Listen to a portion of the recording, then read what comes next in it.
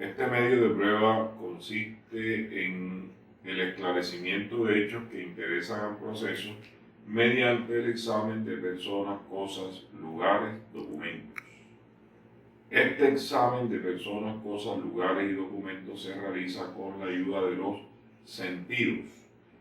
En este orden, será posible practicar una inspección judicial para establecer que en un determinado sitio existen olores ofensivos o que existe contaminación por ruidos.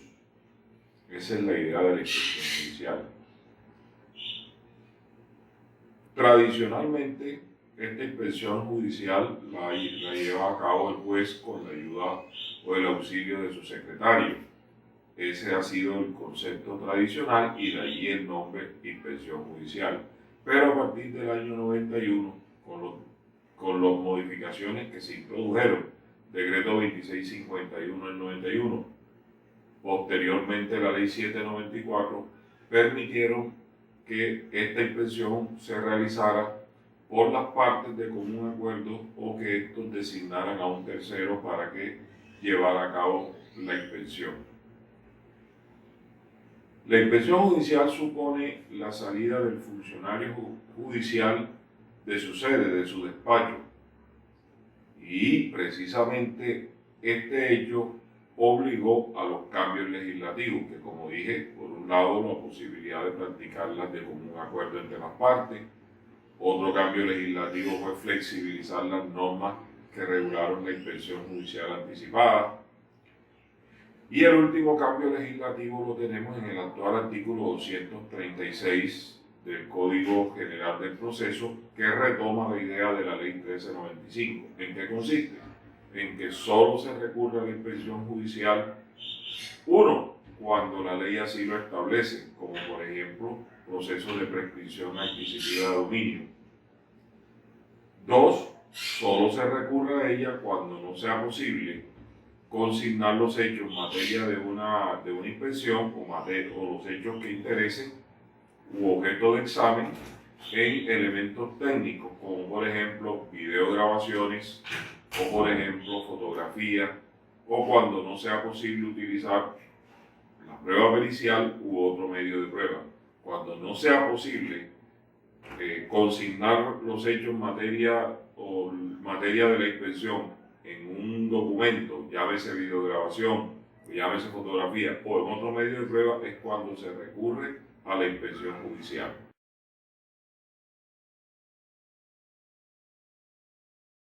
Se debe indicar el lugar donde se debe practicar la inspección, la dirección correcta.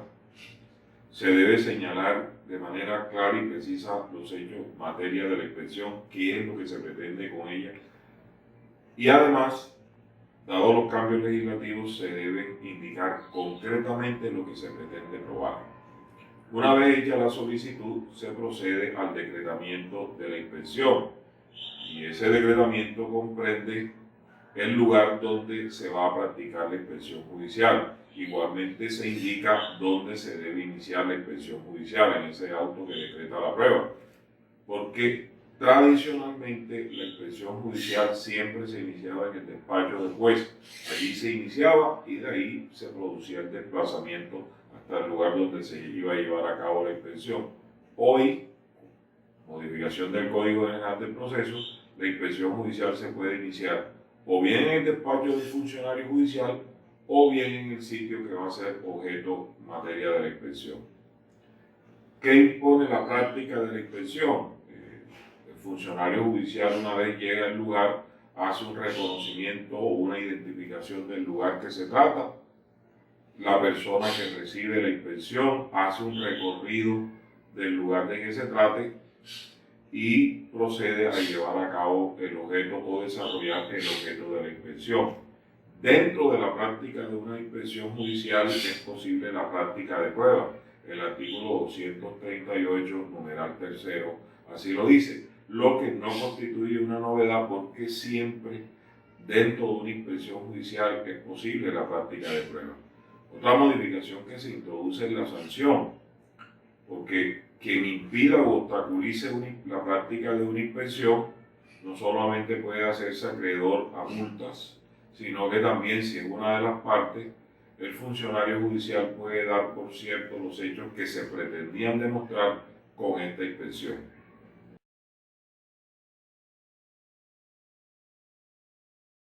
El juez que decreta y practica la inspección judicial es el juez del conocimiento. El juez del conocimiento, bien el que lleve el proceso o bien a quien le hayan hecho la solicitud o ante quien se esté tramitando una solicitud de inspección judicial anticipada.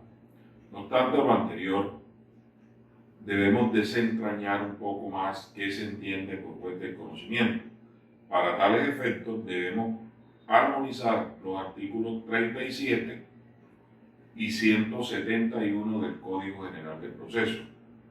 En este orden, el juez que conozca del asunto debe practicar la inspección judicial y debe practicarla dentro de su jurisdicción territorial.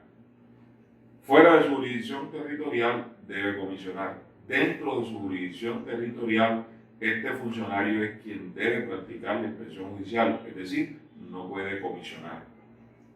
Ejemplo, juez civil municipal de Cartagena está tramitando un asunto y debe practicar la inspección judicial en Sincerín. Debe practicar la inspección judicial aquí en Pontezuela. No puede comisionar, tiene que ir él, está dentro de su jurisdicción territorial. Juez civil del circuito de Cartagena está tramitando un asunto, debe practicar una inspección judicial en Santa Rosa, tiene que ir él. No puede comisionar, no puede utilizar mecanismos de auxilio, sino que debe ser este funcionario que practica la inspección judicial. Juez promiscuo municipal de Turbaco. La inspección judicial debe practicarse en Arjona, le toca comisionar. Juez promiscuo del circuito de Turbaco, la inspección judicial debe practicarse en Arjona, le toca ir, no puede comisionar. Ahora, ¿a quién se comisiona? Bueno, recordar siempre un juez de igual o inferior jerarquía. El otro punto que debemos tocar y adentrarnos un poco más en el tema de la práctica de la inspección judicial.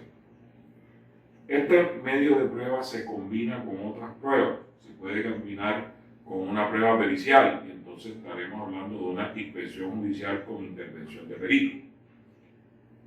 O puede tener como propósito obtener copias de documentos y entonces estaremos hablando de una inspección judicial con exhibición de documentos. O podemos combinarla una inspección judicial con intervención de perito y exhibición de documentos, porque de pronto la inspección judicial debe practicarse en un establecimiento de comercio con exhibición de unos libros y papeles de comercio. Entonces tendremos que practicar una inspección judicial con exhibición de documentos para que muestren los libros de comercio correspondientes, objeto de la diligencia, objeto de la prueba e intervención de perito. Así se puede combinar y en estos casos cada medio de prueba conserva su propia individualidad, su propia dinámica. Es decir, que son aplicables las reglas, por ejemplo, de la prueba pericial, las reglas propias de la prueba documental y obviamente las reglas propias de la inspección judicial. Entonces, tal como lo dijimos, cuando se practica la inspección judicial, el funcionario judicial hace un reconocimiento del lugar donde se encuentra y la persona que lo atiende. Si por cualquier motivo hay obstáculos, puede removerlos, puede perfectamente ordenar que abran una puerta porque el funcionario va con toda la potestad que la Administración de Justicia le concede, ellos comprenden el allanamiento. Removidos los obstáculos, el funcionario judicial entró, por ejemplo, a un sitio, un inmueble donde se está practicando una inspección judicial para un proceso de prescripción adquisitiva de dominio. Entonces hace un recorrido de todo lo que encuentra y una descripción de todo lo que encuentra en ese sitio. Las partes pueden dejar constancia, pero las constancias que impliquen observación deben ser también observadas por el funcionario judicial, porque si no son observadas por el funcionario judicial carecen de valor. Ahora vamos a dar un ejemplo.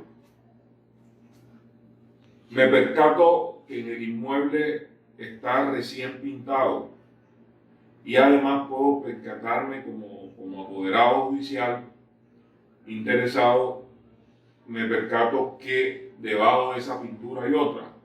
Entonces, ¿qué tengo que hacer? Decirle a su señoría, mire su señoría, observo que el inmueble está recién pintado y además en la zona perimetral de la ventana externa, al parecer hubo otra capa de pintura. Por favor, constate usted lo que yo estoy percibiendo y me dirá si lo percibe o no lo percibe.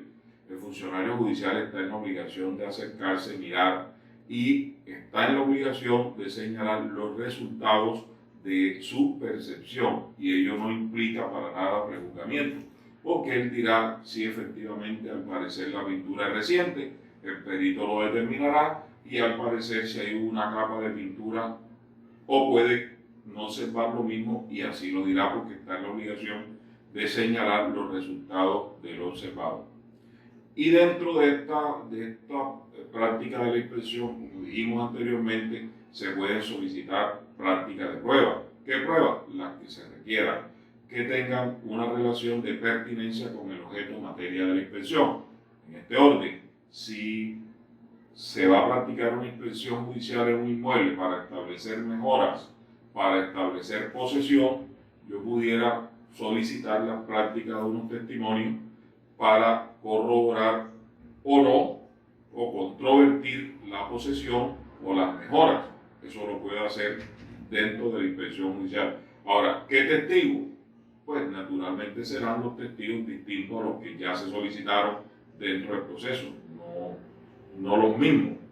Y la solicitud, en este caso de la prueba testimonial, debe reunir los requisitos del artículo 212, es decir, debo indicar el nombre de los testigos, su domicilio, su dirección y el objeto que se pretende con esta prueba. Y obviamente los testigos tienen que estar en la diligencia para que cuando el funcionario judicial lo decrete, inmediatamente se practique.